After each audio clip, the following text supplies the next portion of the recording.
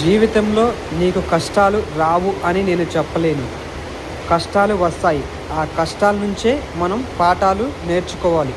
ఎంతలా అంటే ఆ కష్టం చూసి నీవు భయపడనంతగా ఆ కష్టాన్ని ఎదిరించే అంత ధైర్యం నీలో ఉండాలి. కష్టానికి తగ్గి ఆగిపోతే ఈ ప్రపంచం నిన్ను ఓ చేతగాని వ్యక్తిలా చూస్తుంది. అదే కష్టానికి ఎదురీదు చచ్చిన చేప వలె కొట్టుకొని పోకుండా బతికున్న చేప నీటి యొక్క ప్రవాహానికి ఎలాగైతే ఎదురీదుతుందో నీ జీవితంలో నీ లైఫ్లో నీవు పడే ప్రతి కష్టాన్ని ఎదిరించి నిలబడి పోరాడు. ఎప్పుడు వెనకడుగు వేయొద్దు.